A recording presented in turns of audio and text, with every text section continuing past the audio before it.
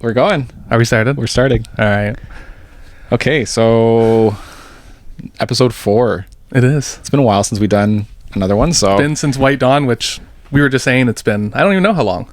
Feels like a long time. at least, well, you were gone for what, a week and a half, 2 weeks? Yeah. You were gone Because of the film festival? Because of the film festival. Yeah, a week. A and then I week. got sick. Yeah. And we were both sick, kind of. Yeah. So, yeah, okay, it's been a couple weeks at least. Couple weeks. Ugh, So, it's horrible. might be a little rusty. We're letting down the audience. I know. All of our fans. They're like, when's the next one? I know. Waiting with like bated breath, you know? Come on, Yeah. what's going to happen? Yeah, so I guess you'll have a lot to kind of say. I guess our topics for today, we can kind of give like a little bit of a heads up. Yeah. You're going to be talking about the The Forest City Film Festival. That's it, baby. Here in London. That's what you were gone away a week for. Yeah. And then we're doing our top 5 all-time movies. So it can be any sort of genre. We're doing top 5. Yeah. Which So- was the toughest thing ever. I feel like I had a pretty easy go at it. Really? But I honestly haven't been watching like too many movies. Like you've been watching a lot more Yeah. than what I have over the past while. Yeah. Honestly, like I haven't really been watching too much. Yeah. So I think I'm kind of hard stuck in my ways Yeah. a little bit, but Which, I mean, Yeah. like, I feel like that's the issue with the top 5 is that I feel like my list is always changing. But the thing with most top 5s, it has to be like movies that you really, really like. yeah. So they're normally movies you watched earlier in life, I find. You know what I mean? Yeah. Like most people's top 5 lists are movies that they didn't like just watch normally. Usually, yeah. Yeah. So Something it's that like sticks with you, and yeah, you saw it early on, and it had an effect on you. yeah, and it's stuck with you over time, Mm-hmm. you know? So I don't know. It was hard. I was thinking about it way too much. And then like, I don't know. It was difficult. I'm anxious to hear yours because, well, we didn't really talk about it too much. I think you took a couple guesses at mine, which I mean, like people who know me pretty well are yeah. probably know what number 1 is going to be. I'm not going to let Really? on right Is it- now. Okay. I think people who know me good are going Yes. to know, right? I think I know what that is. then. But yeah, so Yeah, because I knew of just that movie, but other than that, I don't really know what you're gonna pick. So yeah, to kind of clarify too, we're doing top 5, but I think we're doing one honorable mention, kind of like one that was like it was very close to making the list, but it just didn't make it. didn't make it. Yeah. The honorable mentions, I feel like I could go on forever, but yeah, I kind of have one that I'll bring up. Okay. So should we start with the film festival? Yeah, So- I guess we'll go into it. So Yeah. we live in London, Ontario, and this is the Forest City Film Festival. They call London the Forest City. Don't know why. I mean, I think there's lots of trees. yeah, or there used to be lots of trees. It used to be. They're Yeah. chopping them down and, Yeah, and then putting planting metal them. ones up. Yeah, literally. Yeah, so this is its 9th year, which is crazy. And I had just heard about it last year. Mm-hmm. But I think mainly because like I've started to become a little more interested in like film festivals in general and just the idea of going. So then I found out about it last year and like I was kind of snobby about it, kind of like stuck my nose up at it. I was like, ugh, London, Ontario Film Festival. Like, ugh, God, it's going to be all, I don't know. And I've never movies. gone either, so Yeah. I'm kind of living through like sort of like your experience with the whole thing, right? So maybe next year I'll get to go. Yeah, and we definitely should go. plan and do to it. watch a few movies. Yeah, we and should stuff, do it so for sure. That'd be definitely. fun. Yeah. Yeah, so I'm kind of hearing about it. Like we talked about it a little bit off the podcast, but you didn't go into too much depth. Yeah. So Yeah, for sure. I'm kind of excited to hear what it was like. Yeah, for sure. And it was good. And it's like, you know, I think that like I shouldn't like not want to see movies that were just made in Ontario, but for some reason that's what I thought it was.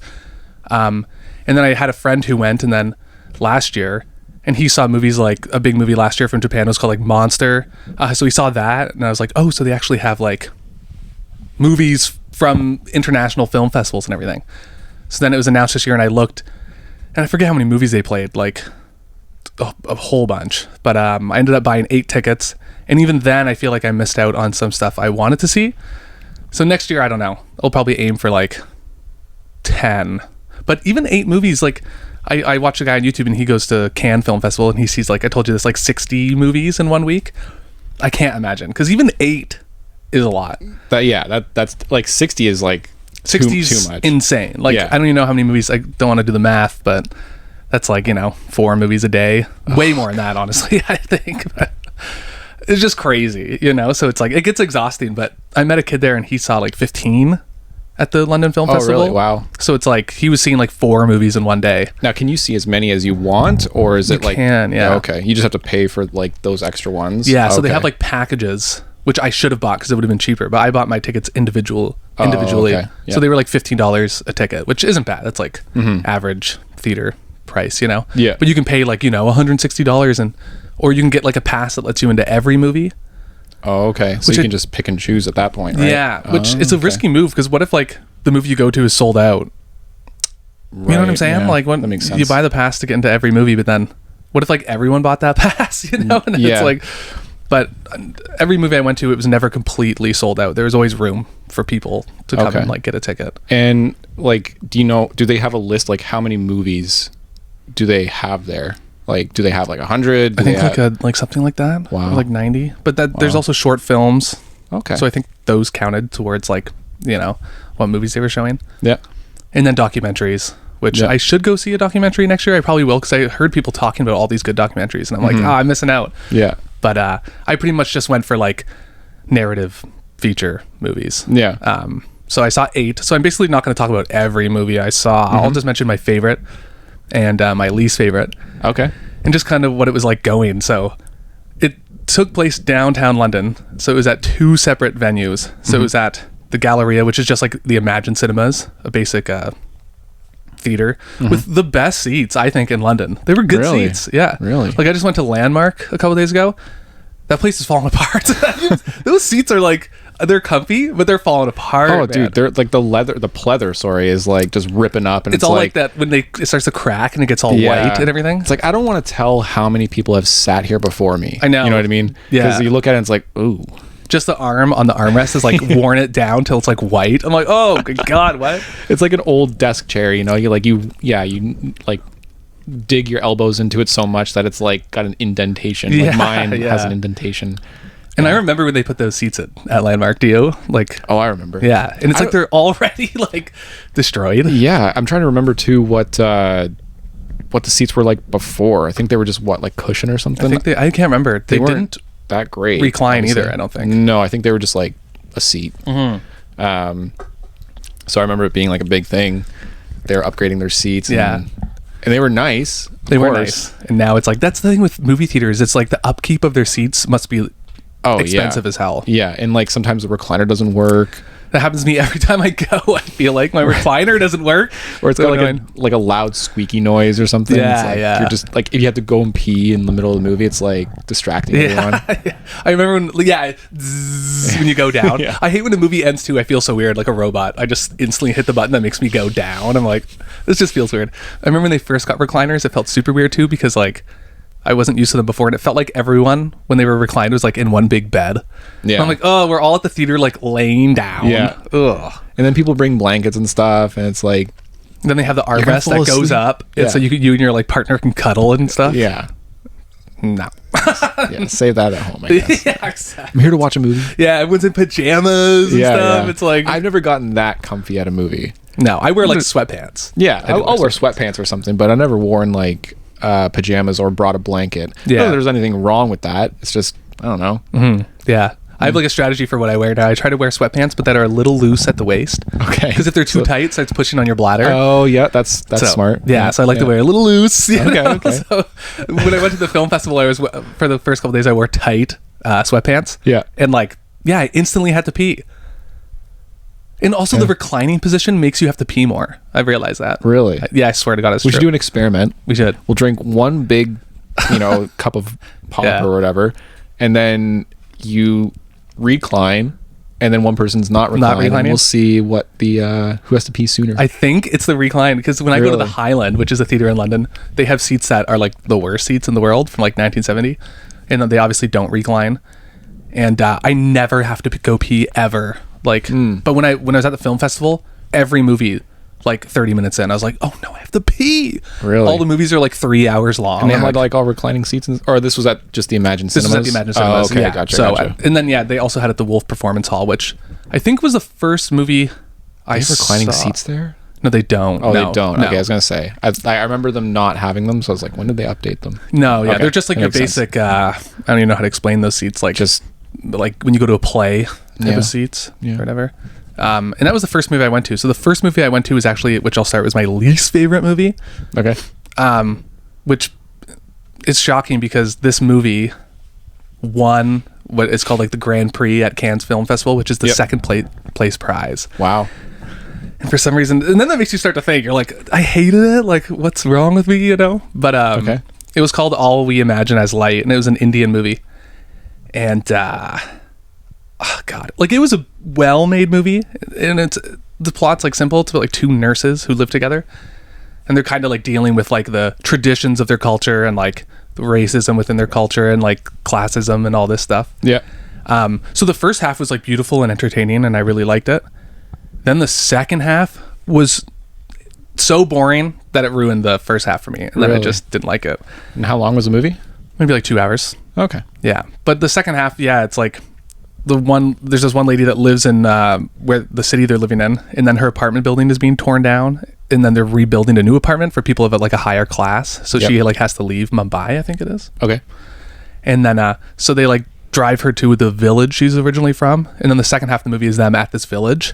And I don't know, I was like getting so frustrated at how bored I was. And there was also a couple behind me. I was just complaining to you about this. They were talking the entire time, and they were an Indian couple, so it's like it felt like a movie for them. Yeah. So I didn't want to turn around and be like, "Will you shut up?" Yeah. You know. But they were talking the entire time.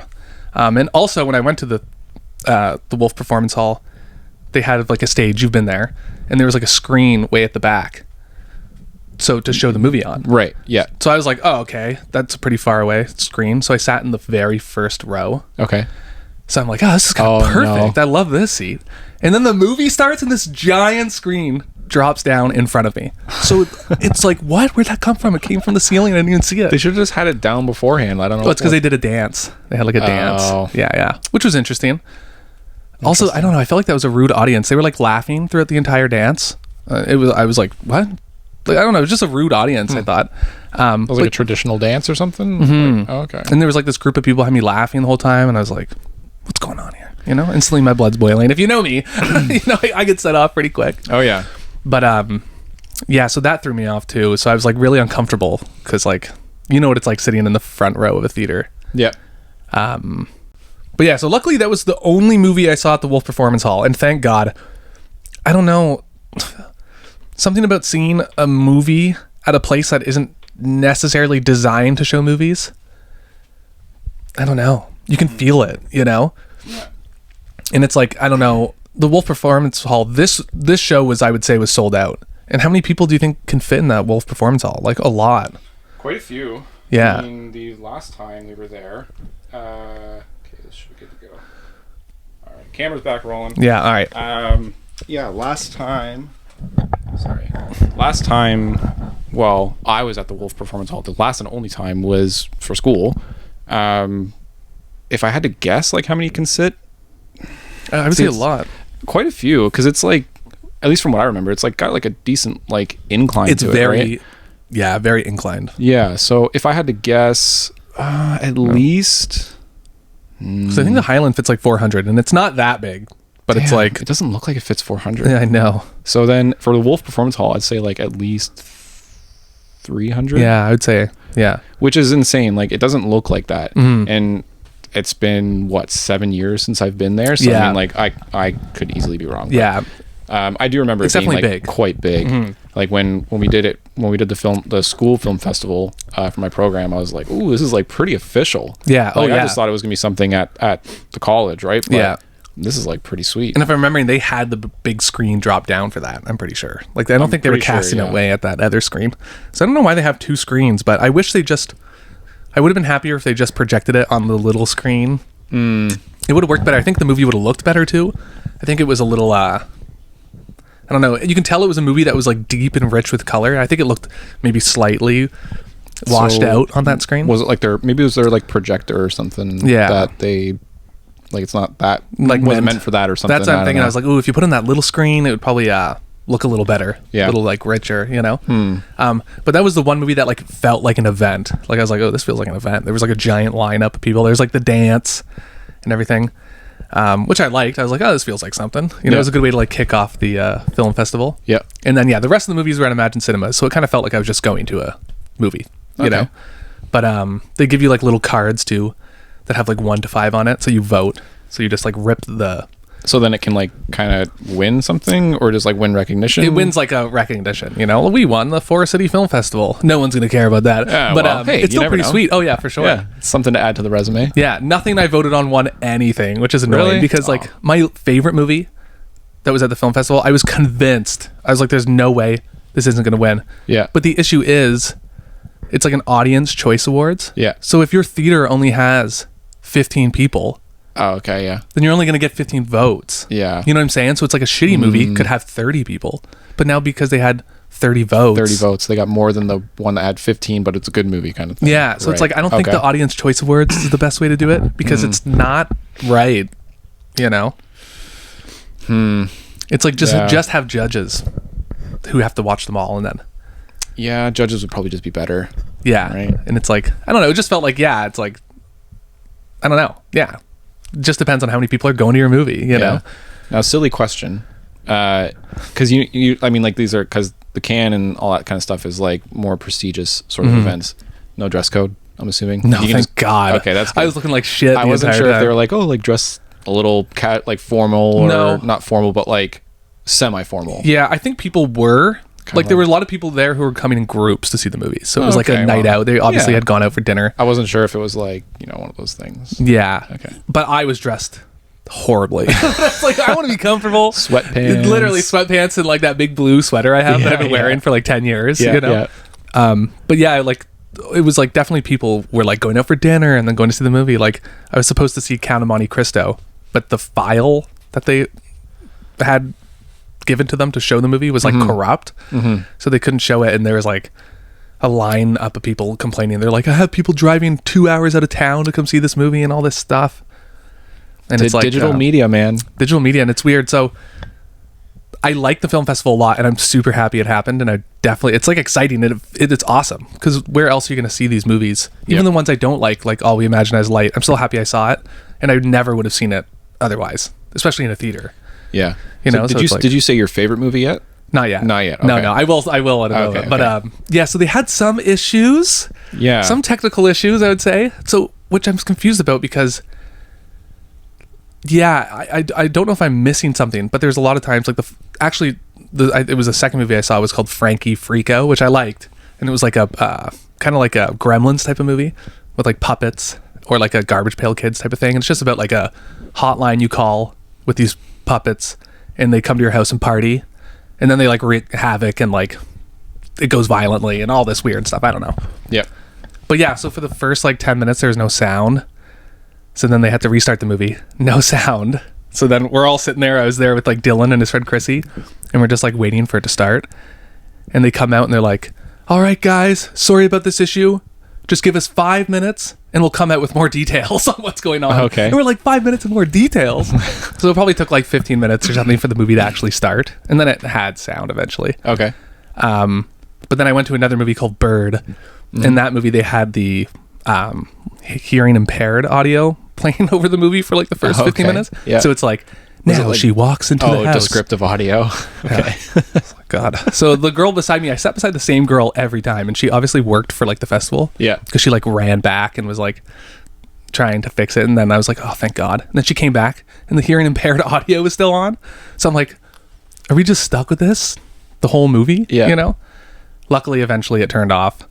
But then, Count of Monte Cristo, the file was corrupt, and I'm like, is there something that I'm missing? Like, can they not like test these files beforehand? Is this like the first time they're opening them? Like, don't you like test run the movie? Yeah, do like a kind of like a pre-screening or something. Pre-screening, yeah. or like, did they not leave enough time in between each movie to test play it and go, okay, the audio works? Yeah. Like a the lot of these projection movies, works the kind of people thing, were yeah. leaving, and then I was going in. So it's like they were just next movie, you know? Wow. So it's like, You think that they would need like either some time to, they should, I think they should do that, right? Like give us like 10 minutes just to test out the other movie. Yeah. Make sure it works fine. You don't want to have those issues. I mean, like, they probably need to like reset some sort of things, right? So, yeah, for sure. I don't know. I think it's worth it to take 10 minutes to, and that's why like movie theaters will have, like, they're not showing hundreds of movies, but like they have show times. Yeah. So, Oh, yeah, like, exactly. if you have like a 10 or 15 minute block in between, that gives you time to hopefully clean and hopefully figure some stuff out, right? Figure stuff out, yeah. Yeah. So, yeah, which again was no issue because they fixed all the issues. I would say the only thing that sucks is like, like the movie Bird, if the audio is screwed up for the first 15 minutes, you're not focusing on the movie for the first 15 minutes. You're focusing on the issue. Yeah, you're distracted. Yeah. So then it's like, okay, the audio's back to normal. Now you need to like calm down and adjust. Yeah.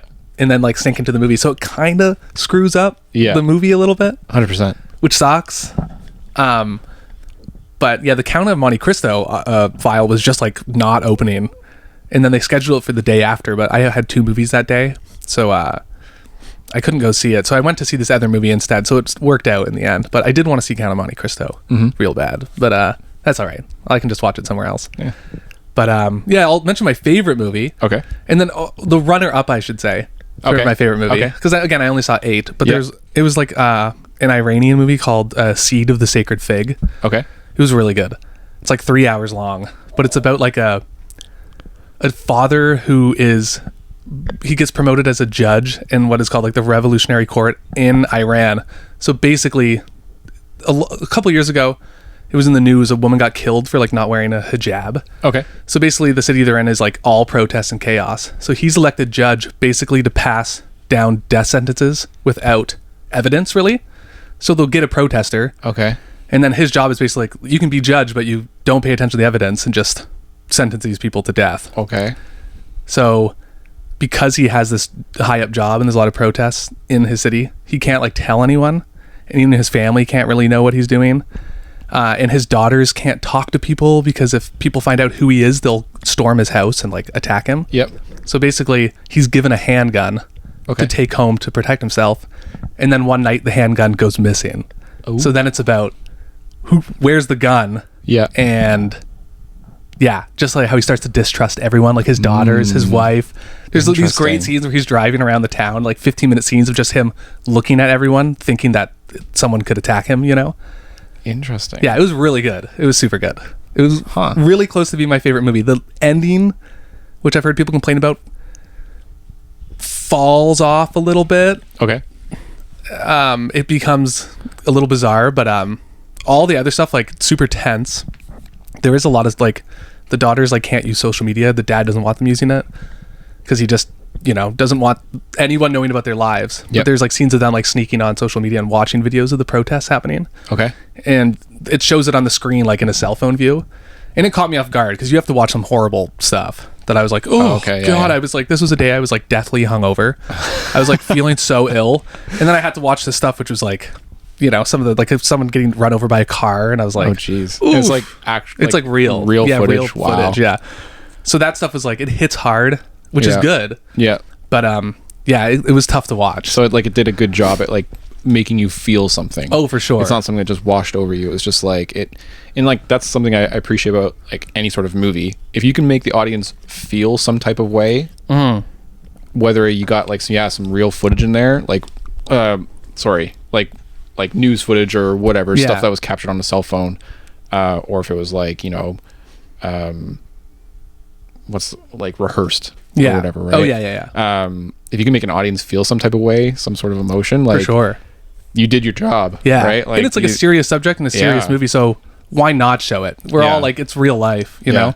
It was kind of like when we seen Civil War. Yeah, it's like the opening scene, dude. Oh, I know. Yeah, when she's like, because she's like a journalist and is like, like it's not real like found footage or whatever. It's like obviously like rehearsed. Yeah, right. So it was still brutal though. Like they set that guy on fire. Yeah, I was like, oof. Wow, okay, like this is how the movie's gonna go. But yeah, it's good, and it like sets the tone of what the world is, and that's what was good about this movie too, is it like, because most of it takes place in an apartment building, so it's like it makes you feel like the world outside is like crumbling around them, Oh, okay.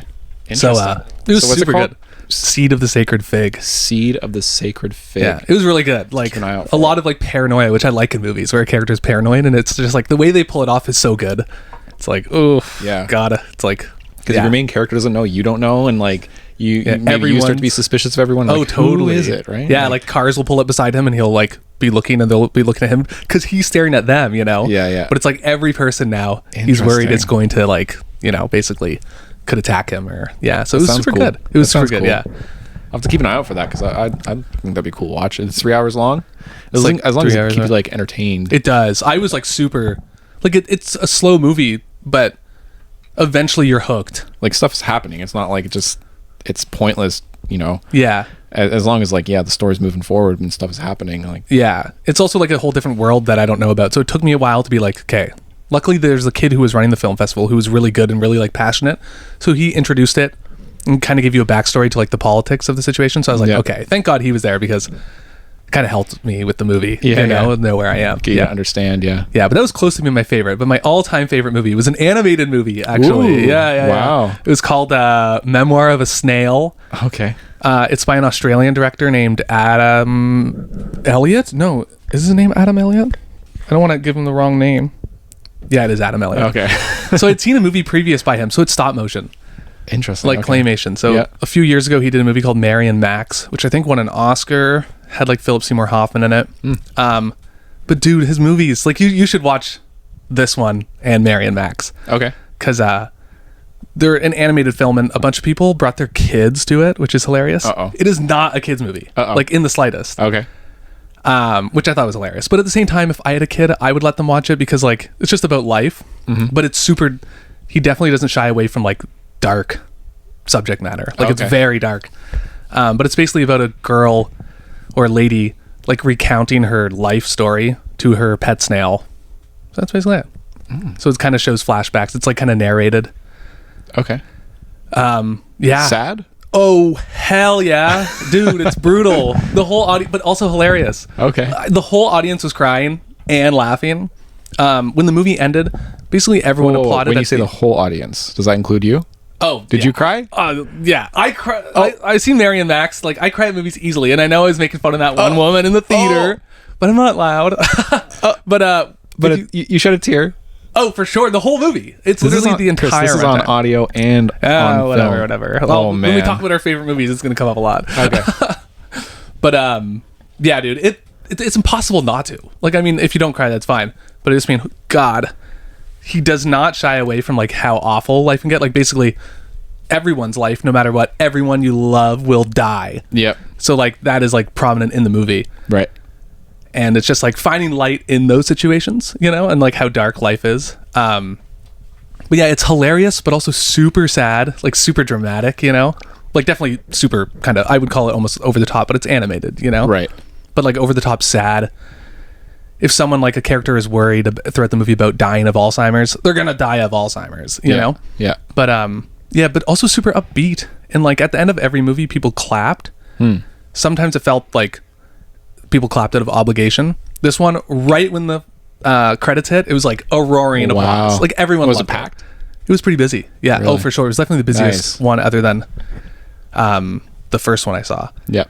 But yeah, and like I just like the movie a lot. It definitely like celebrates like the director obviously likes eccentric people. So all the characters are eccentric, and it's like I feel like in Western society we kind of like frown upon people who are too eccentric, or make fun of them. Where this movie kind of like celebrates them. But yeah, it deals with a lot of like heavy subject matter like suicide, gay conversion therapy, like just death, having like alcoholic parents or being separated from a twin, like all this weird stuff, but really well done, super emotional. Same with his Mary and Max movie. It's like it's gonna make you cry probably the entire time. Everyone who knows his movies, it's like I never heard about Mary and Max. Yeah, you should watch it. It's good. Let's check it out. I'm gonna watch it. It's been a long time since I saw it. And I remember I watched it with Adam the first time, which I feel like if you don't want to cry in front of someone, don't watch these movies with them, because then you're just gonna like, when you're trying to like not cry when you're watching a movie with someone you don't want to cry around. Yeah. So it's like watch it alone, or like it was nice to see this in a dark theater. Yeah. And I'm not a loud crier. You're just kind of like, But yeah, it's pretty heavy movie, but really well made, and like I like the animation too because the guy who animates it, he has like a tremor where his hands shake. So all his short films, he could never make like the clay perfect. So it kind of celebrates the animation being off a little bit. Okay. Like it's not perfectly made. You can see like fingerprints in the clay. Oh, really? Yeah, this That's is definitely kinda cool. his biggest budget movie, so it's slick. Yeah. But everything is a little off, you know? Interesting. A little wonky. And like who was like casted in the movie? I think the only really person I know is Sarah Snook. She's from Succession. Oh, I haven't seen that yet. Yeah, so she's Australian, I believe. I believe everyone was Australian, basically, because Oh, it takes okay. place in Australia. Yeah. But she does such a good job. It's Really? like, yeah, very emotional, like Nice. just doing a voiceover. Yeah. But yeah, I couldn't recommend the movie more. It's definitely my favorite movie of the year so far. Memoir of a Snail. Memoir of a Snail. Yeah, highly Cool. recommend it. I don't want to go off on Wild Robot, but people are talking about best animated movie of the year. There's no chance. No comparison. Oh my god. I mean, it's a different movie. It's adult, so they can do a lot more. Yeah. But I just mean for like quality and like emotion Like storytelling and all that and stuff. storytelling. It's like, dude, if Memoir of a Snail doesn't win the Oscar for best animated feature, like we have to see that one about the cat because apparently that's pretty good. Flow. Oh, yeah. Okay. Yeah. So I can't say too soon, and I haven't seen the other ones like Inside Out 2 yet. But I just mean, God, it just felt nice to see like an adult animated movie. Mm-hmm. You know, like everyone's talking about it, but like a lot of like it deals with like kind of like there's two parents in it who are swingers. So there's Okay. like some orgy parties they go to, and there's like a lot of nudity in the movie and everything, you know. But it all is done in a very sweet way, you know. Right. It doesn't feel like it's just a sweet movie, Yeah. but dark. I Interesting. heard people complaining on Letterboxd. They gave it 1 star, and they're like, kind of a vulgar term, but they're like, oh, it's just like misery porn. Okay. And they're like, the director's playing God and is making the main character only go through horrible things. And it's like, yeah, but he has the right to. That the whole point of a director is playing God. Yeah. you It's know? the whole point of a director and a writer. Yeah. Every writer is playing God. Yeah, like why can't a character only go through horrible things? Like why Yeah. does it? Why like? And there is a lot of light in the movie, but I mean, like, I don't see what the issue is. It's literally just like you said. It's talking about life. Yeah. Not everyone's life isn't great. No, exactly. And Right? people die, and like, Yeah. yeah, like I don't know. It shows the good side about life, the bad side about life, bad side. right? Like, Yeah, so I think that's like, I mean, if you find it too depressing, that's fine. But to like say the movie sucks because the director's playing God, it's like that's what every director's doing. I don't like. Yeah, I don't really like that term. Yeah, It's just like regardless if it's an author or a screenwriter or whatever. It's like that's just they're just making a story. That's Yeah, I just know. how they wanted it to flow. That it just doesn't make sense to Yeah. me in Yeah. a way. Like I don't know. and I like depressing movies, so it's nice. I don't know. I liked it. You know, Yeah. Yeah. like I don't necessarily need He does give you some light, and there is a lot of like happy stuff in it, but I don't need a happy story. Depressing movies make me feel good. I don't know. Yeah. You know, I'm like, I feel like I saw something that meant something. You know. It's So- like it kind of like makes you appreciate what you got too, right? Yeah, for So, sure. Yeah, so it was just like a very sweet movie. I highly recommend it. Yeah. You know, just if you don't want to cry in front of someone, watch it alone. Yeah. But yeah, super good. Interesting. I'll have to check it out. Yeah. So that's basically the film festival. I mean, I saw a bunch of other films, nothing that, you know, I gave my runner up. There was other movies I liked, but I feel like I've already been talking for like 40 minutes. You are.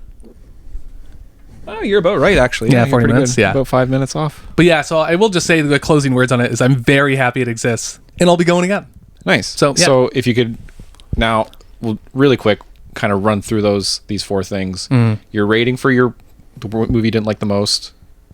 Your rating for the runner-up. Rating for the movie you liked the most, and then rating overall for the film festival. Okay. Yeah. All right. So my least favorite movie, which is insane to say, I'd give it like 2.5 stars. Out of 5. Okay. Out of 5, which is All We Imagine Is Light. Again, I appreciated the way it was made. It was definitely beautiful. There's definitely like the first half was super. I was really liking it, but the second half, I don't know.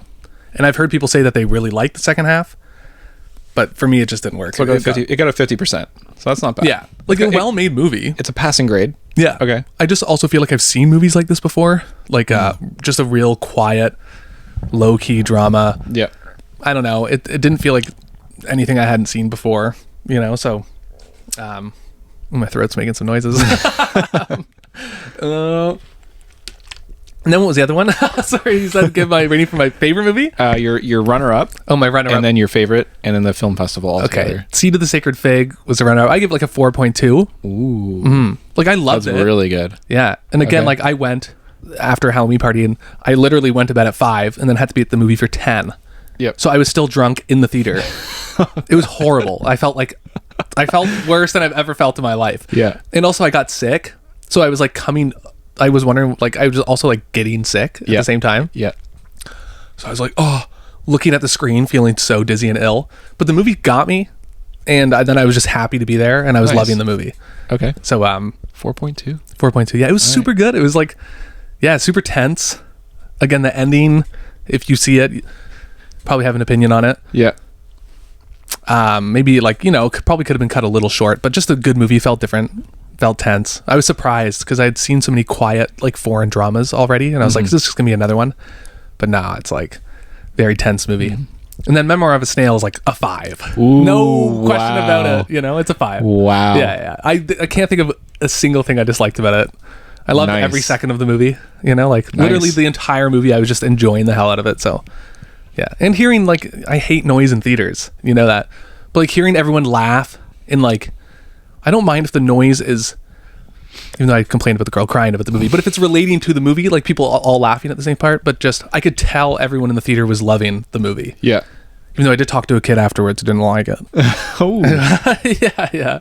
But I had met him a long time ago at a screening of Tar, and then we saw each other now, and he was complaining about, like, the subject matter, okay. like some of the sexual subject matter and stuff like Gotcha. that.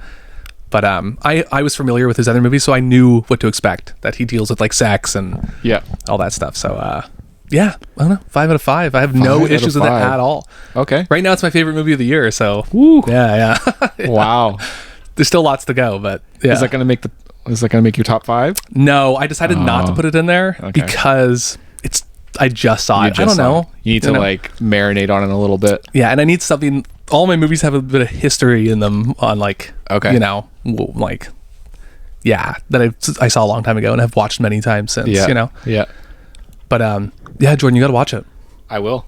I'll definitely check it out. Check both of those, like the Secret of a Sacred Fig. Oh yeah, and Secret of then the Sacred Fig. Yeah. Memoir of a Snail. Check those out. Yeah, definitely. Yeah, Memoir of a Snail. I think it's like 80 minutes, so it's like very short. Super short. Yeah, it's just Wow. like short and sweet, and yeah, it's just awesome. Huh. Okay. Yeah. Check it out. Yeah, I wanted to, like, talk to those parents with their kids afterwards, though, and be like, "Oh, you thought it was everyone, when you go in the trailer on YouTube, everyone's like, I can't wait for all the parents to not see this trailer and then bring their kids to this movie, thinking it's a kids movie." Yeah. But I don't know, just watch the trailer, and it's rated R, so it's like you should just look at the rating, Yeah, before you definitely. go to the movie. Yeah, Definitely. Yeah. But again, it's not like I would let a kid watch it. Yeah. I don't think it's that bad, but yeah. Okay. And your The film festival overall. Yeah, just your experience, like, with everything. Now, so yeah, I was complaining about it, but because it exists, I feel like I have to give it just a 5 out of 5. Yeah. I'm just happy it exists, even if there are little issues they have. I mean, it's their 9th year, so either they were just having bad luck this year. If it was like their 2nd year, it'd be more excusable. But I mean, this is almost 10 years it's been running now. Yeah. So you should probably not Maybe it have would be a those issues. 10-year anniversary or something. Yeah. Who knows? Yeah. Like, the nice thing is it brings something to London. London's growing in every sort of aspect. Yeah. The film community as well is growing. Oh, for sure. Definitely I feel like it there's is. lots of, if it's like some little individual project or it's like getting bigger, right?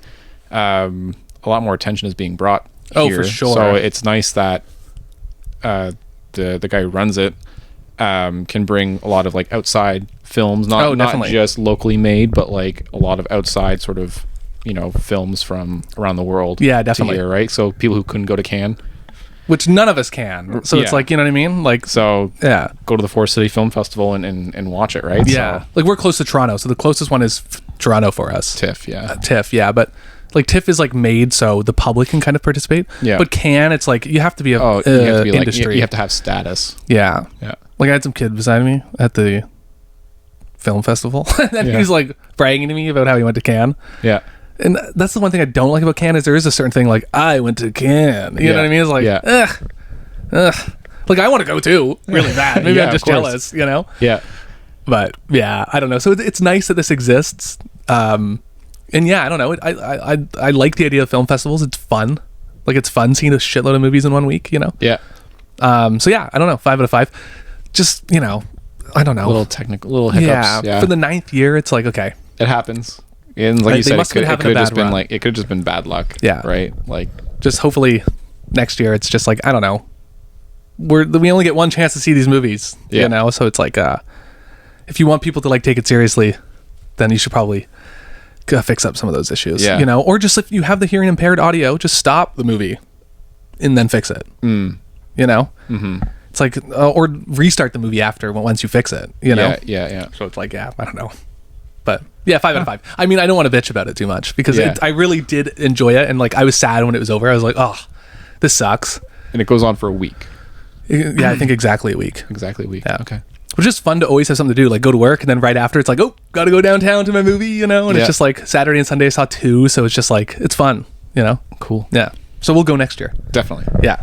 Definitely go next year. Yeah. We'll see what's playing and then we'll try to pick like the best looking ones, you know? Yeah. I think if we do it next year, we should do this thing where I guess depends on how many movies we want to see, but it's like we should each see one alone, or Yeah. a couple alone, and then see some together, and then we can kind of come back and give our whole sort of opinion on it. Yeah, for Yeah. sure. Yeah. Because then if you see 2 movies, I see 2 movies by myself, then it's like we get to like kind of spread out a little bit. Yeah, for sure. We should do that. I yeah. think then cover more ground. Cover more ground. Yeah. And then we'll see a few together. Yeah, I think so. Yeah. I think that's a good plan. I think that's a good plan too. So Yeah. we'll do that. Yeah. For the 10-year, hope maybe they'll do something special. I don't know. I don't know. I'm just usually it's like at those sort of milestones, it's like, oh, it's 10 years. I don't know, yeah. showing these movies or Yeah, exactly. I don't know. Maybe Who go on knows? for an extra week. I don't know. Yeah, and it's just like, it just depends what caliber of movies are out next year too. Yeah. You know, so, and what they can get. It must be somewhat difficult to get certain movies, I'm assuming. Yeah. Probably easier to get foreign movies than like the big can ones because they're probably bought by Netflix already. Oh yeah. So it's like probably harder to All get. the rights. Yeah, so it's like they kind of have to stick with the foreign ones. But I mean, hey, there's a lot of great ones. Yeah. So yeah, it was good. I'm excited. Like Cool. I'm still sad it's over. I wish I was still going. Yeah. So, but whatever. There's so many movies coming out now that it's like a mini film festival, anyways, till the end of the year. So Right. Yeah. So then should we segue into Oh, God. our top 5? We should, because this might take a minute. Okay. We don't have to go into too much detail on like why we like the movie. No. We can give like a little like snippet of why it's at that number Yeah. or like why it made the list. And then just kind of we'll go one for one. So I'll say number 5, you'll do number 5. We'll kind of go back and forth like that. At the end we can do an honorable mention of one that just didn't make the list in general, maybe. Okay. You don't have to say like this one was going to be number 2. No. It didn't make it or whatever. And so. theoretically, it would be number 6. Yeah. you know, or Yeah. whatever. Yeah. Or should we do our honorable mention first? Maybe we should do our honorable mention. So it's essentially first. like almost like top 6, but we'll just do top 5. This one just didn't quite make the cut. Mm-hmm. Just for. All right, Jordan, you start. I want you to start on all these. So. Okay, hold on. Let me get my phone. Yeah. God, top 5s, man. And we're gonna do more top 5s, like maybe different genres or something. Yeah, I think we should do that. Like top 5 horror, top 5 comedy, top 5 animated, top 5 TV episodes. Would be interesting. Wow, that would probably be really hard. That'd be hard. Okay, yeah, we can do Who it. knows? I just mean, we'll do top 5s Stuff if like we that, want something yeah. to do. Yeah. Okay, so honorable mention. What is it? Probably my favorite documentary. Ooh. And just off the top of my head too, I'm trying to think of other documentaries, but this is the one that like stuck with me the most. Jiro Dreams of Sushi. Really? Yeah. Okay. I really like that documentary. Yeah, I've never seen it, which is crazy because I love sushi. Dude, it's such a good movie. It's one of those movies. Once you see it, you are instantly craving sushi afterwards. Yeah. Oh, that's why I'm scared to watch it. Yeah, and it's like you just want to go binge eat some sashimi or something. Yeah. So that one sits at my honorable mention. That was like probably one of the ones that, because I was looking at my movie collection, I was like, okay, let's kind of place these in order and see where I'm sitting with my list. And like I remember that I have that one on my shelf, and I'm like, oh man, should I put that at number 5? And then I was like, okay, I'll sit on it, I'll put it on my list as like a runner up, and then kind of go from there. But I think it's sitting at my runner up right now. Yeah. It's just a very poetic movie. tells a great story, a simple story, just about a guy like the most like successful sort of sushi chef in That's hard to say. In Japan. I don't know if he's still alive. I hope he is. Just I don't know. It's a very I feel like I heard he died, but I could be wrong. maybe. I mean, it's been out for a while, but it's a very poetic sort of simple story. Just a like guy making sushi and how he does it and how long he's been doing it for, and I don't know. It's God, I feel like I would love it. See them slice into those big salmon steaks. It's so awesome. Such a good movie, and it kind of gets you like behind the scenes of like what like I guess how it's made and like what his standards are. Yeah, standards are obviously super high. Oh yeah, at the time when I seen it, because I think I had to watch this for film school. It was like, you watched it for film school? Yeah, wow, super expensive just to reserve a spot, and it was like, I don't know, years in advance to get in there. So it was just crazy. Yeah. That's my runner-up. So Jiro Dreams of Sushi. Yeah, I remember that came out and it was huge, man. Dude, like it must so have good. won awards for something. Yeah, it's so good. It's such a good. I have to watch it. I don't even know if it's on Netflix anymore. I have it. You own it? I own it. Oh wow! I'll give it to you. Really? Yeah. Is it like a Criterion thing? No. I'm assuming not. No. Wow. It was Interesting. kind of hard to get to. I think I had to I got it off of Amazon. I can imagine it's I think probably it was hard a to gift, get. Yeah. Interesting. Okay, well I'll have to watch that. I would love to. I'll lend it to you and you can watch it. Oh. Hold on. Oops. Okay, go ahead. My runner-up. This is so annoying because this is the hard thing. I love so many movies, but I don't necessarily ever put them in a favorite category. So it was impossible to choose. Like I could name a trillion movies I love, you know, as much as every other movie. But I would say my number 6, which probably should have made the list, is Paul Thomas Anderson's Phantom Thread. Okay. Which is my favorite Paul Thomas Anderson movie, which people are shocked to hear me say that. Yeah. I've seen it like 12 times or something. I think I saw it 10 times in 1 year. Every time you've told me to watch it, every time you're like, you gotta watch Phantom Thread. Yeah, I fucking love Phantom Thread. It's so damn good. I don't know what I love about it. It's basically just about like a dressmaker and he's basically like the most controlling, kind of demanding man alive, basically. So Devil Wears Prada? Yeah. Kind of? Yeah, I think so. Like he's kind of a bit of a diva, you know, or whatever. But basically just, super demanding. Like, you know, when he's eating breakfast, everyone has to be very quiet. No one can like speak. So everyone basically around him conforms to like his lifestyle. Okay. And then he'll like meet a woman and then get sick of her, or she'll like challenge his lifestyle, then he'll get rid of her. So it's about one woman that kind of becomes like his muse and starts to like shake his foundation of like his life. Interesting movie. I could say a million things about it. The soundtrack by like Johnny Greenwood, who's from Radiohead. Okay.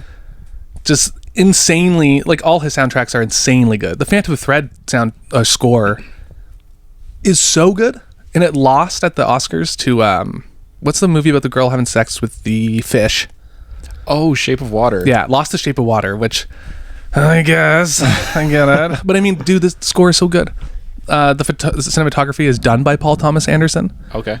So he did a little bit of everything? A little bit of everything. And like, it's the movie that introduced me into the method of smoking rooms to make rooms look hazy in movies. So every set is like smoked and it looks very warm and cozy.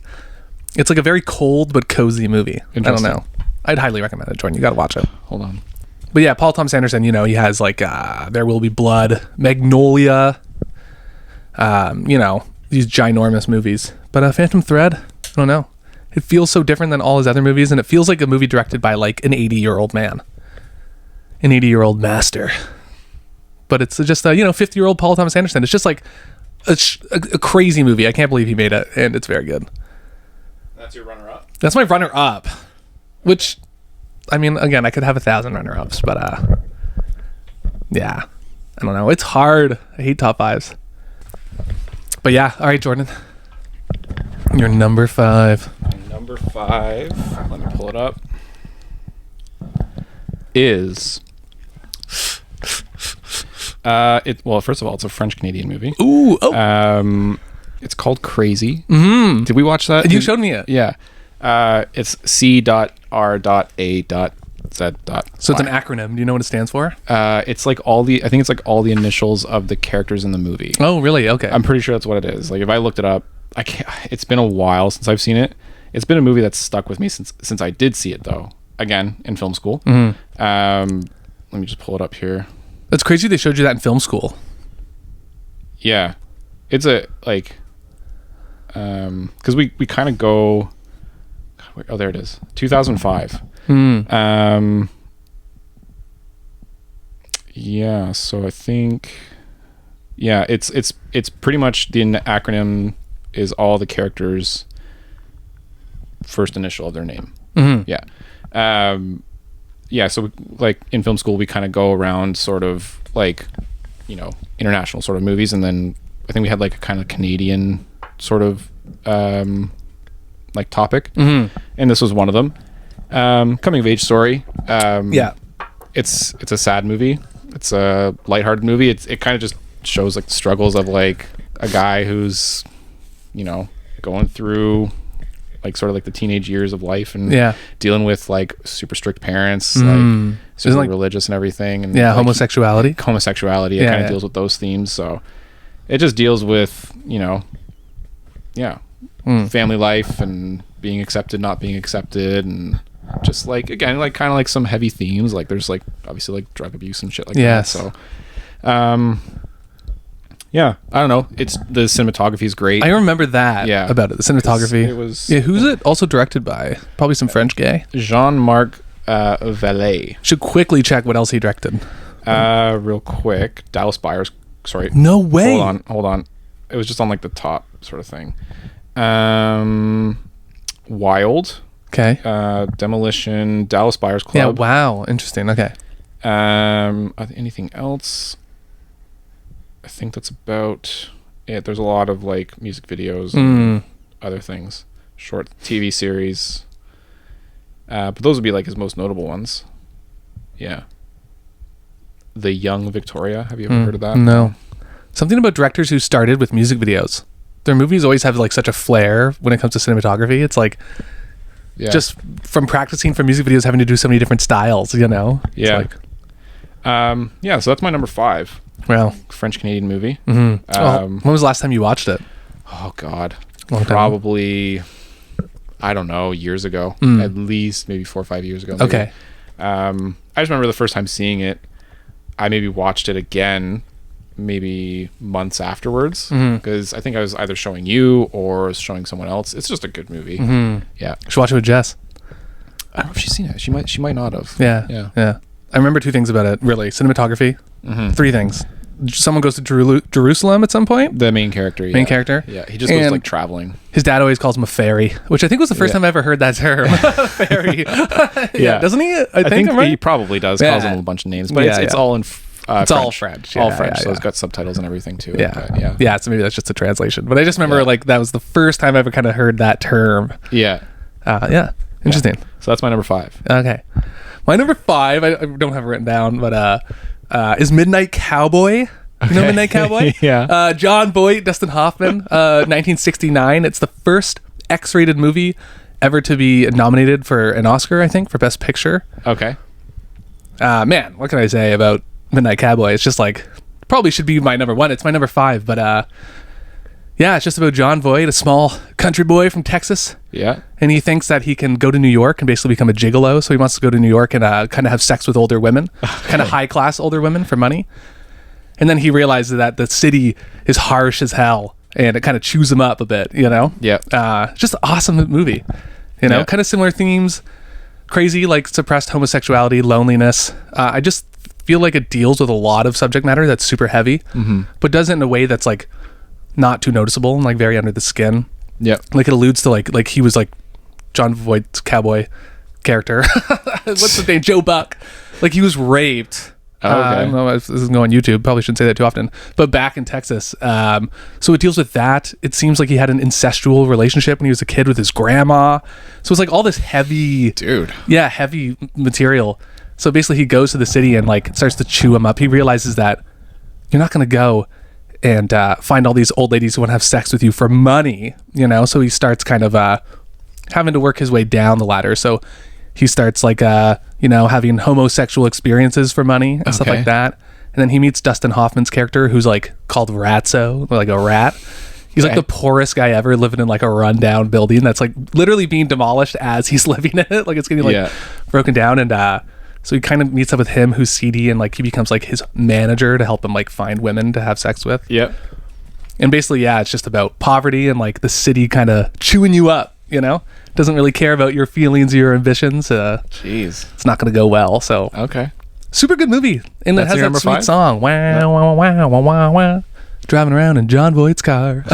Yeah, that's my number 5. Yeah. That's your number 5. Okay. Yeah.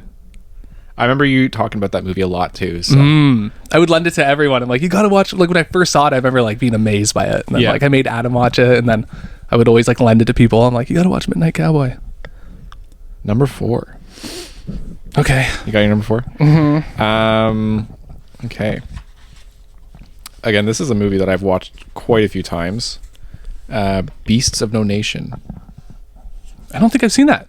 You haven't seen that? I remember it was like a thing that it was like a Netflix exclusive. It's a Criterion movie, so you can physically get it. Yeah, I remember seeing that movie for the first time. I think it was just a blind watch. I just was like, oh, this looks cool. I think there might have been a little bit of hype behind it. I think it was well deserved hype. I like it a lot. The storytelling, it's a little bit more of like a heavier sort of story. Basically about like child soldiers in Rwanda, I think. Idris Elba's in it. He's like okay. He's like the main sort of cast. Where's the? I think it's based in Rwanda. Is it kind of like during like the genocide?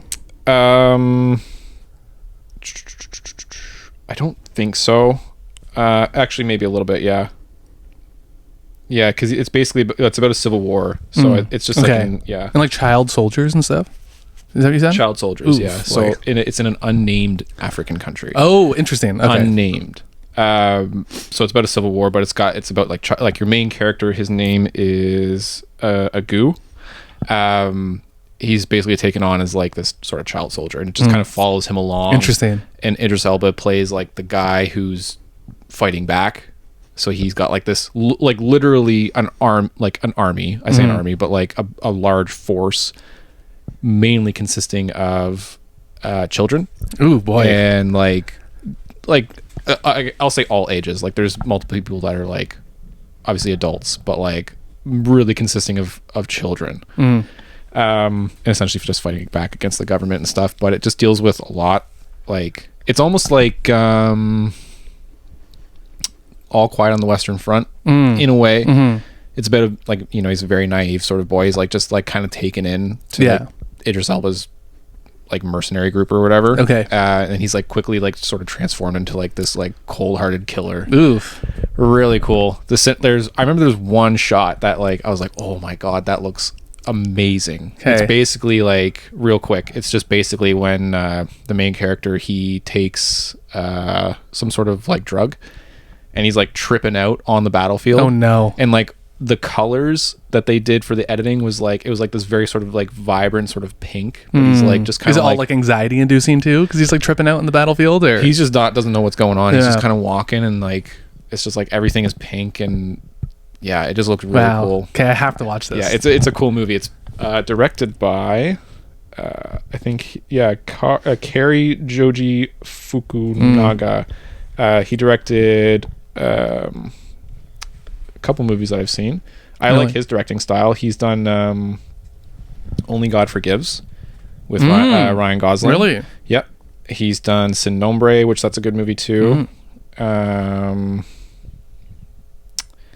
feel like there was another one. I can't remember exactly. I don't know I think it was someone else that did that one. I'm thinking of someone else I think that did Drive. Oh yeah, what's his name? He has a weird name, the guy who directed Drive. Yeah, I it's weird because I feel like I get those two kind of mixed up a little bit, but I'm pretty sure he's done. Where is it? I think he's done Only God Forgives. Maybe not. Maybe he wrote it or something.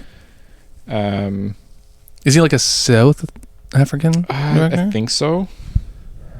Interesting. Yeah, child soldier. It's such a cool movie. It kind of sounds like what you haven't seen, but we got to watch with your dad too. Is Come and See. type of thing. You know, yeah. That'll be definitely. Oh, I'm thinking Nicholas Winding Refn. But that's is that the Drive guy? That's the Drive guy and the Only God Forgives guy. They look the same, and they got really, and he did really long Neon names. Demon. Yeah, Okay. So I like those movies too. Anyways, But you have seen other movies by that director who did yes, Beast of No Nation, I have. right? I have. I wouldn't have guessed on your top 5, but now that you said it, I remember you talking about that movie. So good. I remember you liking that movie. Anyways, We're on number 4. you're number 4. My number 4 is the 1948 Western movie Red River, directed by Howard Hawks, starring John Wayne and Montgomery Clift. I really like Westerns. I think they're awesome as hell. You just like anything to do with cowboys. Exactly, Midnight Cowboy. That's why I kind of identified with Joe Buck, because I would always wear cowboy shit. Okay. Probably not a good person to identify with or admit that I identified with it. But yeah, Red River, man. Howard Hawks, who's a ginormous, Hollywood director. He did I don't know if you watched any of his movies in film school, like Bringing Up Baby. Did you watch that? I don't think so. No, okay. So he's done everything from the original The Thing to another Western I like, Rio Bravo. But yeah, Red River, it's basically just my favorite kind of Western, where they're on a cattle drive.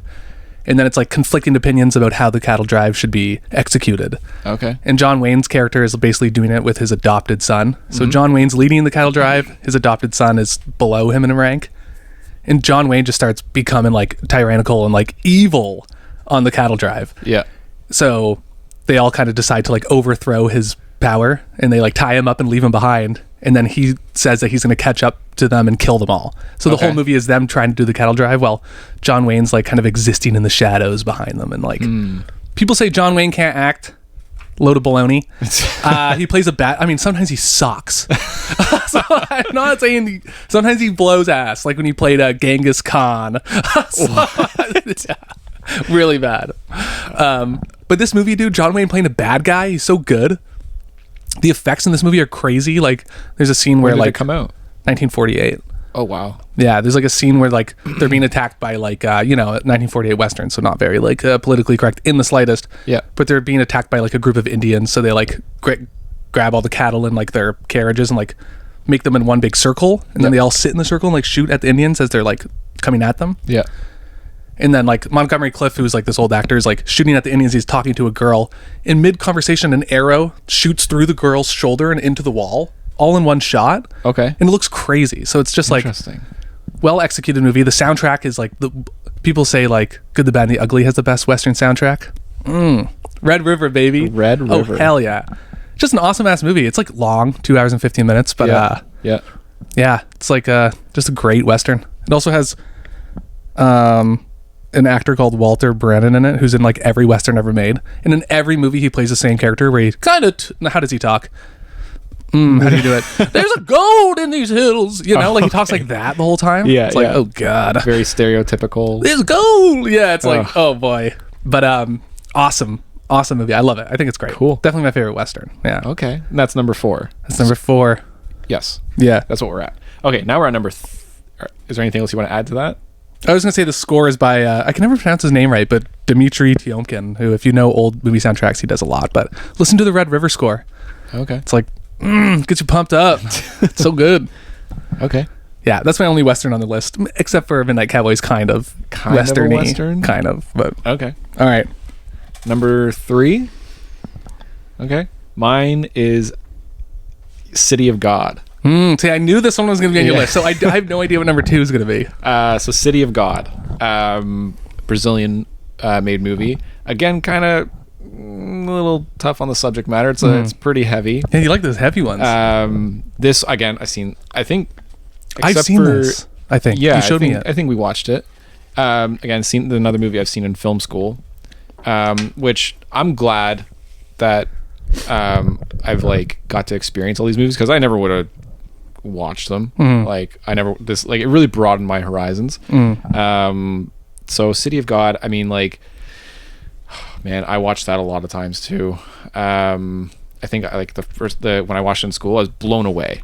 I was like, this is amazing. It's interesting. Sorry, but you watch a lot of these in film school, which is interesting. Yeah, quite a few of them. Yeah. And then I think I showed it to like I watched it with like my dad or someone like soon after. I was like, I don't know, I just got to spread the word. The editing is phenomenal, the cinematography, the storytelling, like essentially it's basically about like in the slums of like Rio de Janeiro and like the gangs and all that stuff. So again, it follows like a young guy. He's not a kid, I mean he's young, he's like a teenager, who is essentially just living life. He doesn't become a child soldier, he's like essentially just like documenting everything.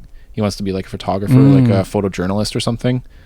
But he's like essentially just kind of like the middleman of everything. He doesn't join a side. He's with his own sort of self. But it's just like, it just follows along with like, again, like having all these kids in a gang and like they're like running drugs and shooting up people and you name it. It's the reason why it's hard hitting is because obviously it happens. It goes on for sure, like, Rio de Janeiro and everything, and it kind of talks about from what I've heard, it talks about one of the like more famous gangs, like children gangs in Rio de Janeiro. Yeah, and I know there's like lots, like which is the scary. Red Command or something like that.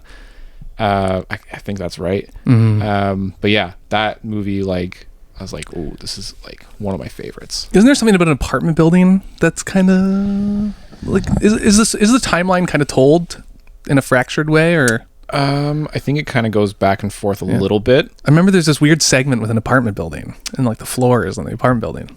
I'm thinking of I don't know. It's again, a lot of these movies I haven't seen in a while, but there's something that's stuck with me. Yeah, I know they're like, I think they're in an apartment. Yeah, because I think they're like running drugs out of there. Or yeah.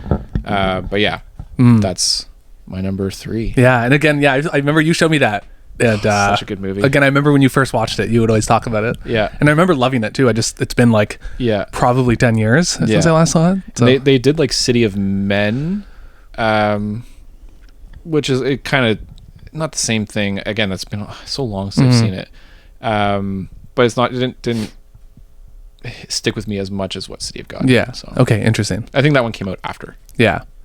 What's another movie that kind of has a similar sounding title and it has Clive Owen in it and it's the end of the world? Children of Men. Children of Men. That's a good movie. What's the one? City of Men? So City of Men and then Children of Men. Children of Men. Is the other one. Okay, just similar titles. I was getting confused. Pretty close. yeah, pretty close. Yeah. So that's my number 3. So that was your number 3. God, we're getting down to the bottom here. Yeah. My number, I feel like my picks are so weird. My number 3 is a movie from 1944 called Since You Went Away. Okay. It's directed by John Cromwell, who I'm not too familiar with him, but it's produced by a big producer named David O. Selznick. Okay. And he was known, if he was producing a movie, his hands were all over the movie. So it feels like a David O. Selznick movie. He made Gone with the Wind. So this one is called Since You Went Away, and when it came out after Gone with the Wind.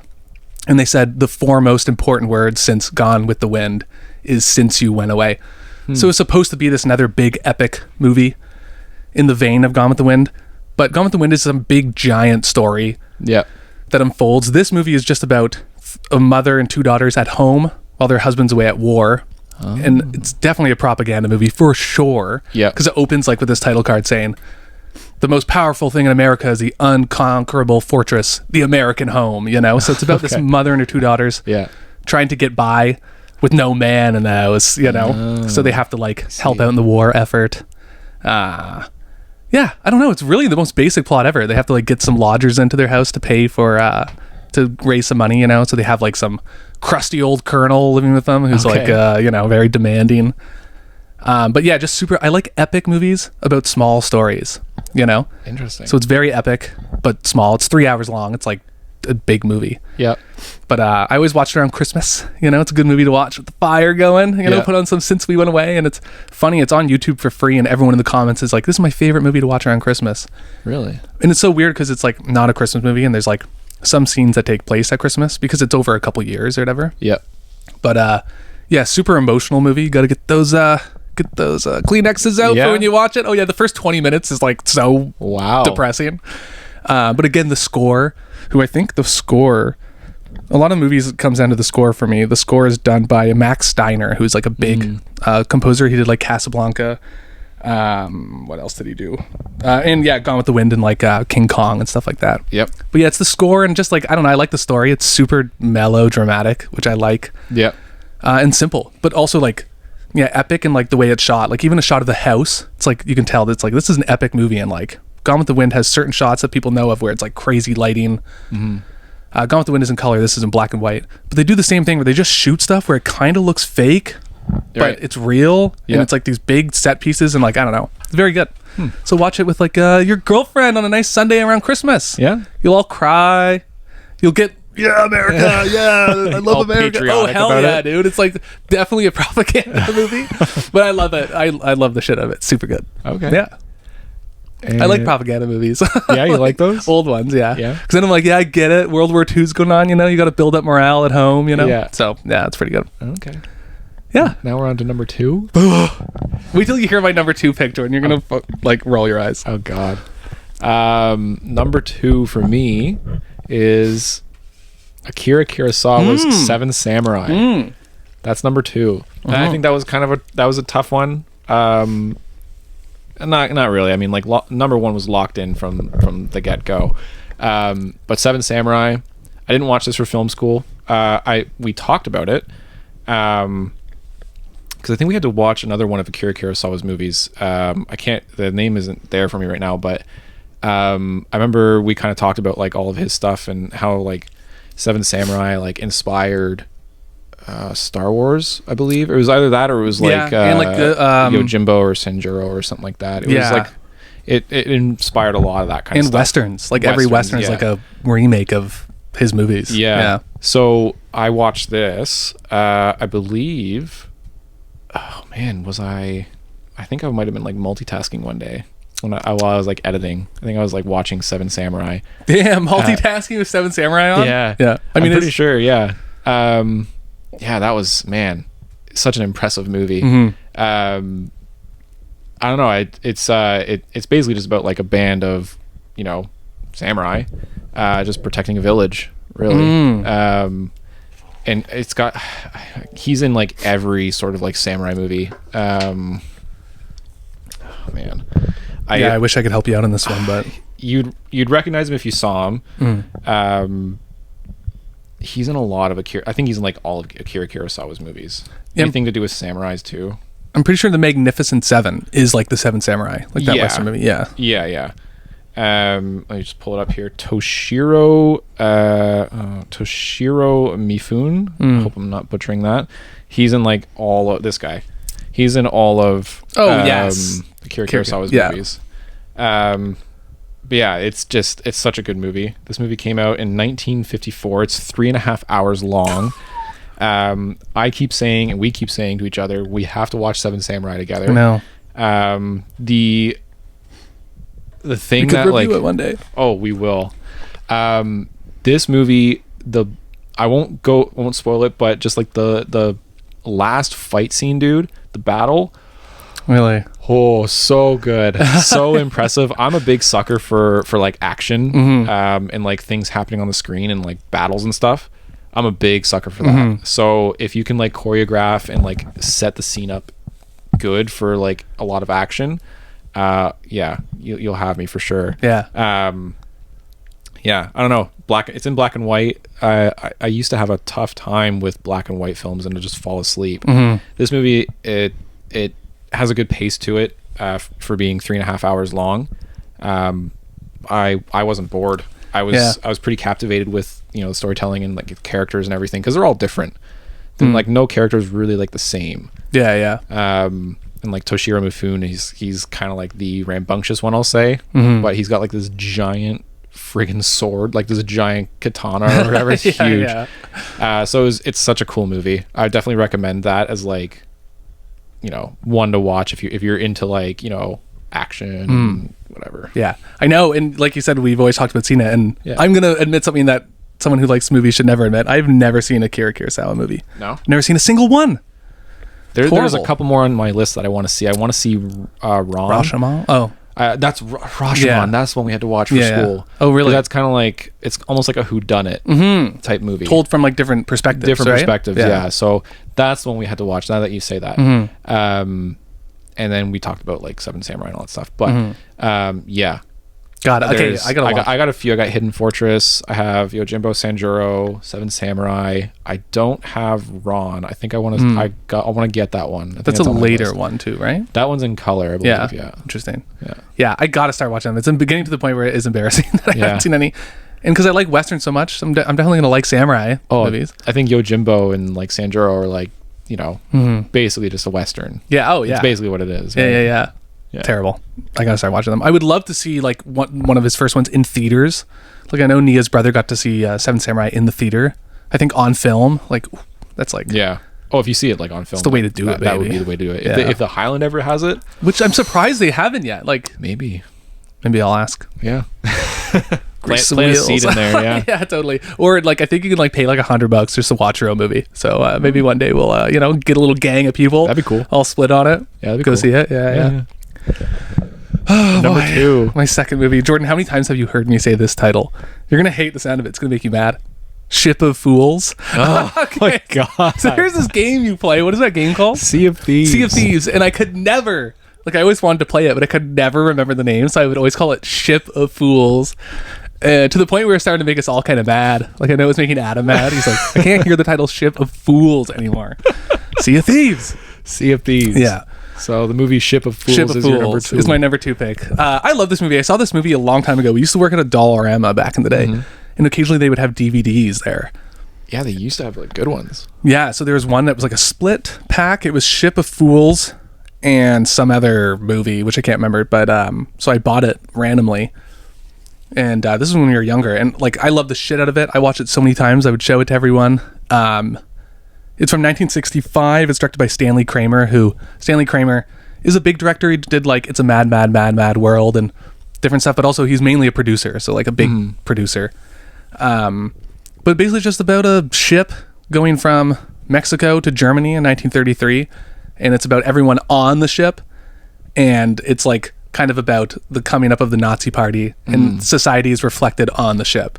You know what I'm saying? So it's like a microcosm of the society at the time on this ship. So it's just like, it's an ensemble cast. So you have like big actors from like the time period, like Vivian Leigh, who's from Gone with the Wind, Lee Marvin, who is from a lot of Westerns that I like too.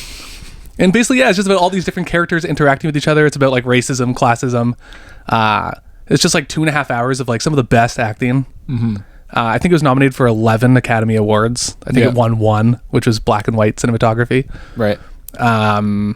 The soundtrack's fantastic. It's a lot of waltzes. There's a lot of dancing in this movie. Okay. A lot of dancing. Okay. But it's a melodrama. It's everyone dealing with life issues, Yeah.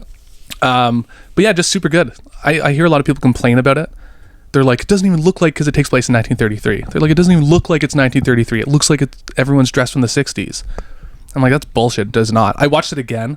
Yeah, it looks like the 1960s. Really? So, Okay. Yeah, it's like their hairdos and shit. It's like they just couldn't get it right or something? No, they frigged up big time on like the costumes and stuff. It's like everyone looks like the 60s, Out of memory? The thing's blinking again. Oh no.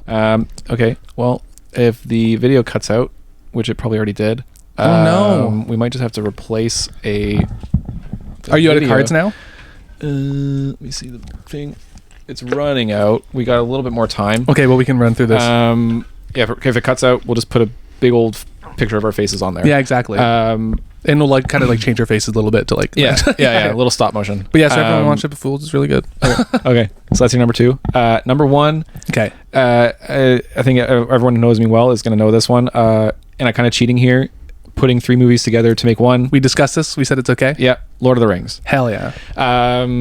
I seen this movie as a kid. I'll kind of speed this up so the video doesn't run out. Who cares anyways? We'll just put our faces over it. Okay. Yeah. So Lord of the Rings, I seen this movie as a kid.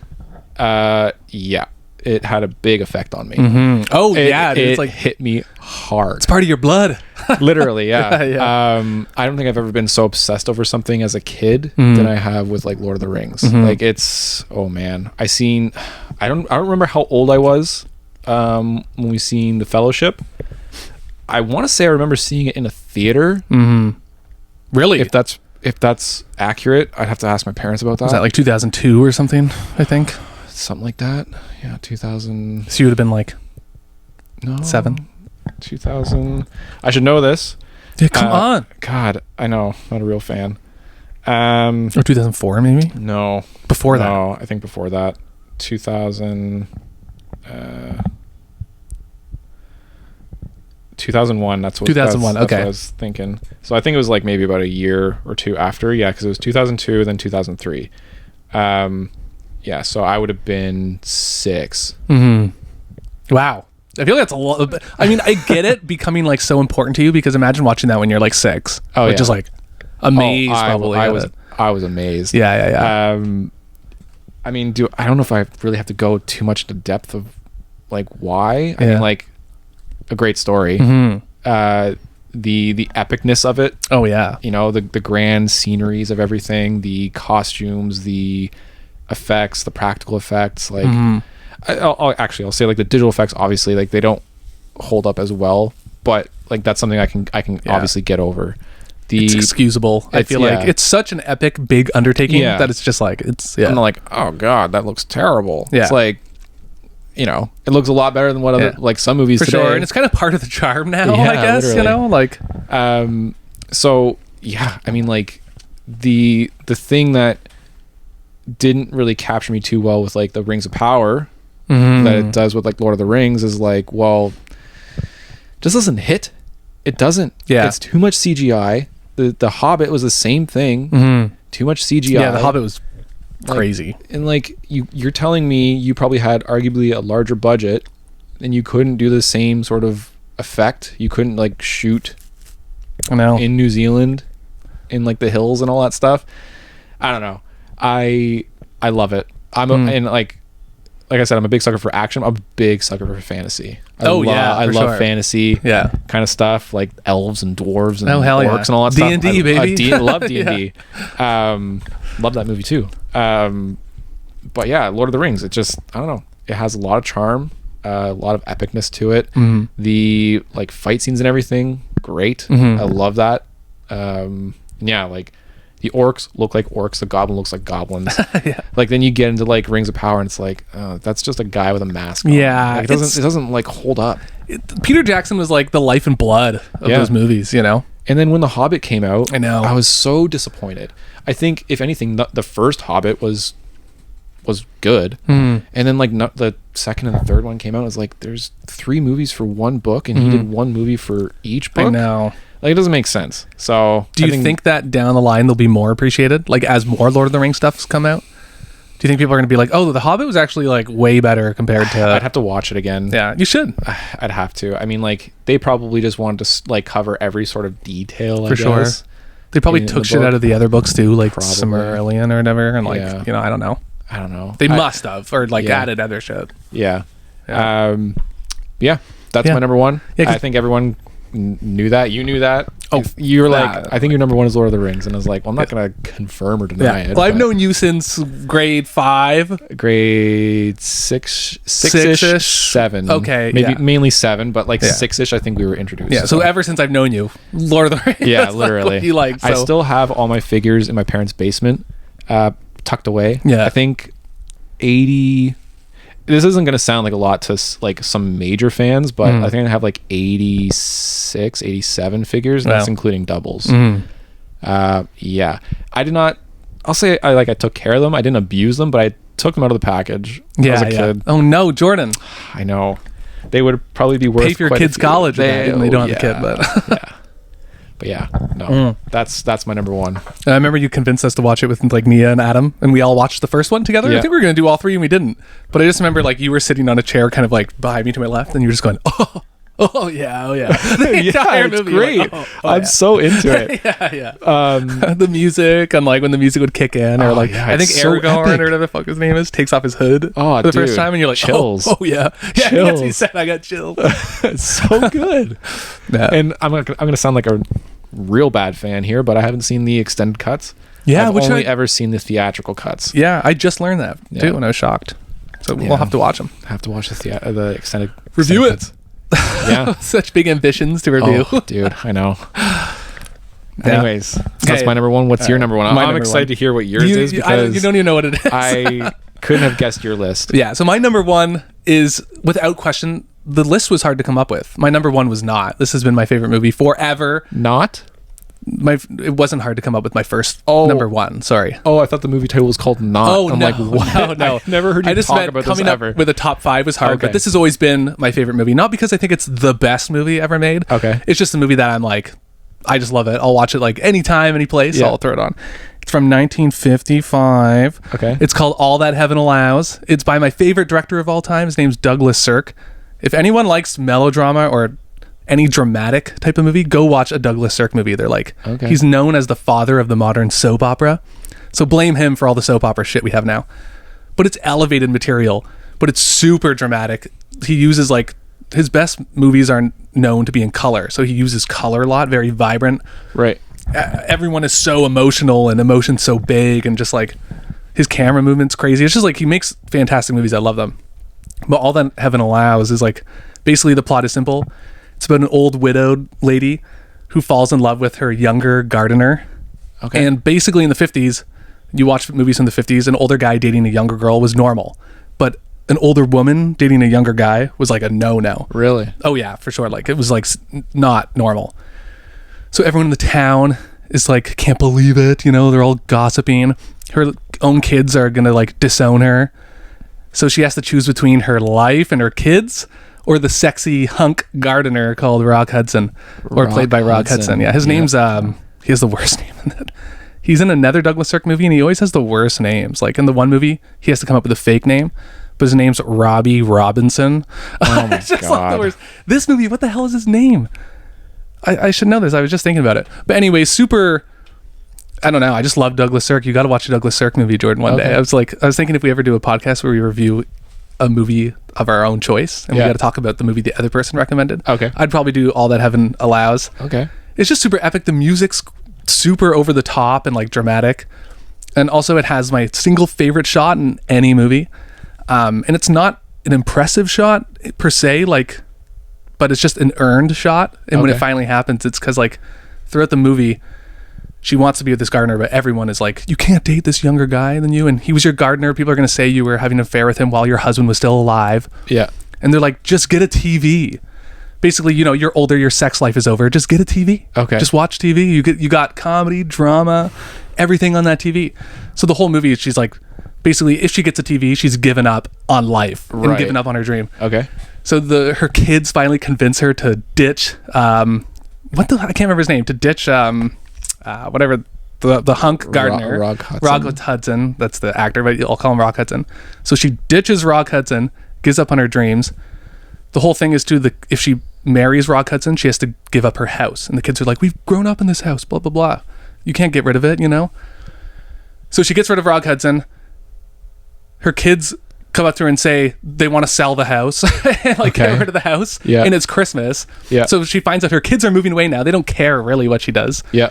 So she's all depressed. And then they're like, oh, Mom, we got you a gift for Christmas. And they wheel in this TV. Oh no. And it's so depressing. And there's a shot where it like slowly zooms up on the TV and like the music's super intense. And you see her reflection in the screen of the TV. Okay. And it's just like, oh, it like hurts. You're Oh, like, man. it's over for you. 1955. 1955. Yeah. Yeah. It's yeah. It's like, I don't know. I love the shit out of the movie. It's so good. It's so stupid. Like, the first time I saw it, the more you watch it, the deeper it gets. When you first watch it, you're like, hunk gardener. But the more you watch it, it's like, even the hunk gardener's character is complicated. Really? He's kind of demanding. He's kind of an asshole. Okay. So it's like, she wants to run away with this guy, but he's kind of an asshole. He's not really like seeing her side of the, you know? So like, what does she see in him? Yeah, and also he's like she's like, I don't want to move in with you just yet. My kids will like disown me. And he's like, you have to make the decision now, you know? And it's like, Okay. oh God, not the greatest guy ever. Ron Kirby, that's his name. Ron Kirby. Ron Kirby. Yeah. But dude, it's such a good movie. Just watch it. It's good. It's like All right. 80 minutes. It's a great movie to watch around Christmas and fall You like time. your Christmas movies, your Western I do, movies? I do. And dramas, especially melodramas. I Yeah. like people like with relationship problems, but it seems like the end of the world. Like Right. if they lose this person, their whole life's over, you know? Yeah. It's like, because I feel like we live in a world, especially like us, where the worst thing that has happened to most people is breaking up with someone. Oh, you know yeah. what I mean? Yeah. So I like movies that really take that aspect and then like make it seem like life or death, you know? Right. So Okay. yeah, Douglas Sirk movies. Go watch them. They're hilarious and very good. Yeah. Nice. I'll have to check it out. Yeah. Well, that's our top 5. That's our top 5. What are we looking at for time? Oh, a little bit shorter, I think. What time is it?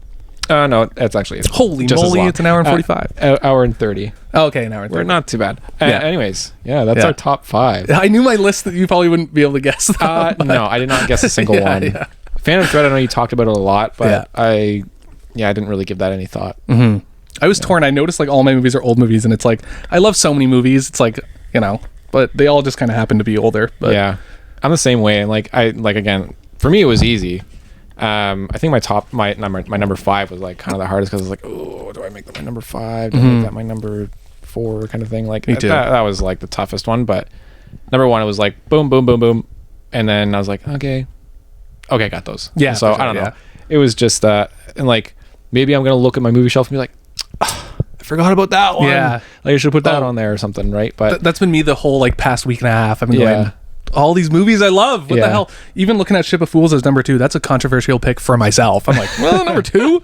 I don't know. You're gonna go home and start thinking about everything. We got to redo the episode, Jordan. Yeah. Just dub over like a different movie. Yeah. Yeah, but yeah, I feel pretty confident with my list. As long as my number 1 is my number 1, I feel good. The rest just kind of, Yeah. Yeah. Maybe we'll do our number 5. A revised top 5? I don't know. Who knows? Yeah, maybe. Well, maybe we can do like 10 the years down the bottom line. 5. Like then there'd be like a top 10 at that point. Yeah, that's true. Oh yeah, that's it'd be true. like our tops. I don't know. Yeah. Yeah. 6 through 10 or something. I don't know. One day we should do our top 5 least favorite movies. I would love to do that. I have so many movies I want to get mad about. That'd be a good one. For sure. And just rant. Ugh, People are gonna hear us bitch and complain for a whole hour and a half. That's what it's all about, baby. Yeah. Yeah. So I got some movies I want to bitch about, but yeah. All right. Yeah, cool. That was good. Yeah. Well, should we say what we're going to be doing next for the next one? We're going to go watch a bad movie. Well, purposely find a movie that is god awful, and then talk about it. Which will be fun because we like bad movies. Oh, we'd love it. And again, we just said it. They're going to hear. People are going to hear us like bitch and complain for a whole hour and a half. And who knows? Maybe there'll be some stuff we like about it. Oh, maybe. We got to pick something that, like, I think we're going to kind of do it by chance, but hopefully it lands on something that is at least has stuff happening. Yeah. I think we'll make a decision if it's not worthy enough. We'll just, because I think we'll do it as a dice roll. Yeah, we're doing a dice roll. We'll do a dice roll. We're going to roll a dice and leave it up to fate. And go from there. And we have to pick up. And we have to watch it. I mean, if it's a movie that we know and we're like, okay, well, we want to watch a movie that we haven't seen and it looks terrible. Yes. We're completely judging by a book by its cover. Yes. And which is easy to do for bad movies. Yeah. If we land on it, we watch it. Unless it's known and we know it's like a decent movie. Those are the rules. Yeah. Yeah. All right. Bad movies are easy to pick by the poster. It's like if there's a muscly man with an explosion behind him. Yeah. And, some faded in person's face. I want to find Badass Sister bad. No. There's a great movie. God. We've watched some trash. For sure. So that's what we're doing next. We're going to go watch that here actually in a little bit. Yeah. And that'll be episode 5. Yeah, banging them out. Which is good. I feel like I can keep talking, so I'm ready to do another one. So, yeah. All right. Well, that's the end of that. Hope you guys like listening to us. Yeah. I like that one. That was fun. Yeah, for sure. It was nice to not feel like we're talking about one movie this time. Trying to be like, okay, what happens next? A little bit different. This is more like chatting. So. Essentially, you got like, 13 movies almost. So that's not bad. It was just like a little easier. Yeah. So anyways, yeah. We'll let you know how the bad movie goes. That'll be the next episode. So stay tuned for that. All right. Bye. And then we'll try to not get sick and just put out more. We'll try not to. Yeah. We'll try and bang these things out real quick. Yeah. All right. All right. See ya. See ya. Peace.